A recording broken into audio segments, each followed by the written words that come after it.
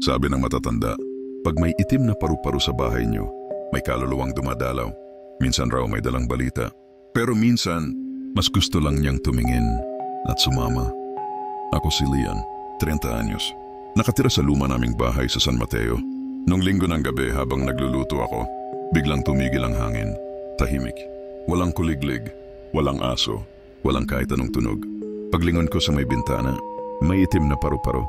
Malaki, mabagal ang lipad. Dumaan sa bintana papasok sa sala at tumigil sa altar namin. Sa mismong larawan ni Lola Lina, yung lola naming namatay 1 taon na ang nakakaraan. Lola, ulong ko, bigla akong naalala, araw ng kamatayan niya. Pero bago pa ako makapagdasal, lumipad uli ang paru-paro, papunta sa kwarto ni Mama.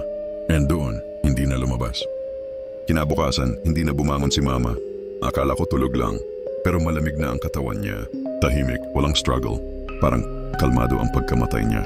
At sa ilalim ng kama niya, nandun pa rin yung maitim na paru-paro. Nakaipit sa sahig, parang kusang namatay.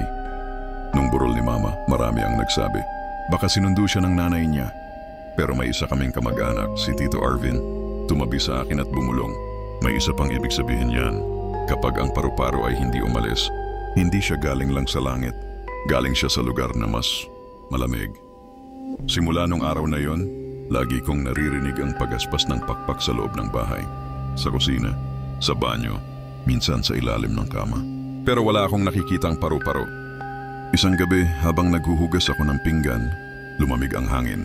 Kumislap ang ilaw. At paglingon ko sa salamin ng cabinet, may nakatayo sa likod ko. Mahaba ang buhok, madilim ang mata, at sa balikat niya, may itim na paru-paro.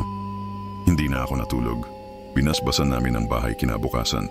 Pero tuwing 2:00 ng madaling araw, nakakarinig pa rin ako ng pakpak. At kung minsan, napapansin kong may gumagapang sa dingding. Parang anino na may pakpak ng paru-paro. Ngayon, tuwing may bumibisita sa bahay, sinisigurado kong walang papasok na insekto, lalo na pag kulay itim.